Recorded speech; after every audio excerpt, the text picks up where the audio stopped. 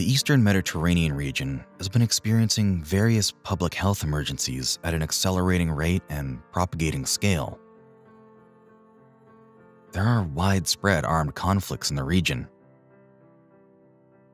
The region is suffering from repetitive waves of drought, floods, earthquakes, and other natural hazards. Numerous epidemics and endemics are plaguing most member states. With the recent COVID-19 pandemic, it's now demonstrably obvious that no country is immune to public health emergencies. All these hazards have the potential to cause substantial consequences for people's health and well-being, and the functioning of health systems and societies at large. Almost half of the population in our region are in need of humanitarian assistance. Responding to any type of emergency, you will need a structured leadership and coordination mechanism, functioning plans and procedures, surveillance and information management, an agile logistics system, an emergency admin and finance system, a deployment and surge mechanism, and legal mandate that will allow you to govern and coordinate the response information and resources.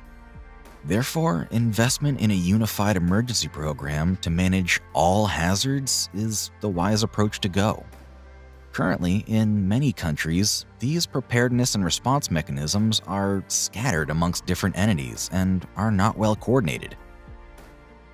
For example, some countries have siloed responses for disease outbreak, trauma response, natural hazards response, aid to refugees and internally displaced persons, and so on. When emergencies occur, these structural silos complicate coordination among all stakeholders. Access to information becomes difficult and information sharing issues arise. Duplications of efforts become common, leading to conflicting messages and views. In many large-scale emergencies, such as COVID-19, where a multi-sectoral response is needed, overlapping jurisdiction and mandate between stakeholders may lead to friction among responders.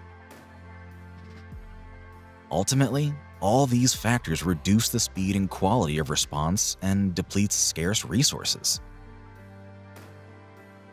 Enter the Public Health Emergency Operations Center.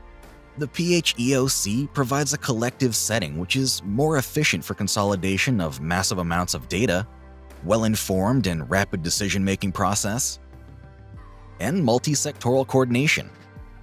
The PHEOC is not merely a building with advanced ICT equipment.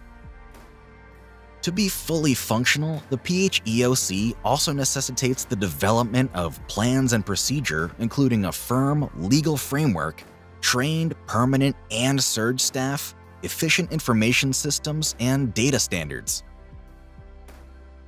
Emergency response involves a multitude of internal and external partners with diverse mandates and work methodologies.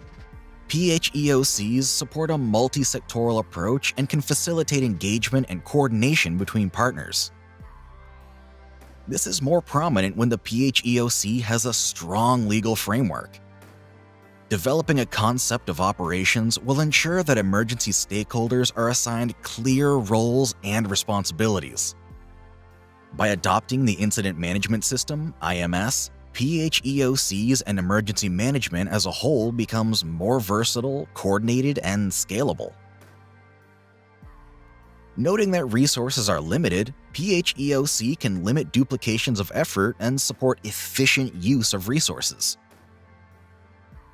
Evidence and research have shown that PHEOCs lead to a more efficient and swifter emergency response.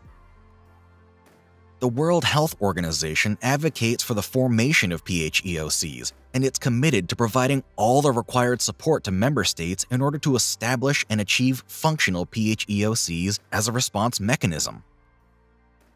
PHEOCs offer a practical and pragmatic solution that can further strengthen our response system and aid protection efforts for our society against various types of emergencies.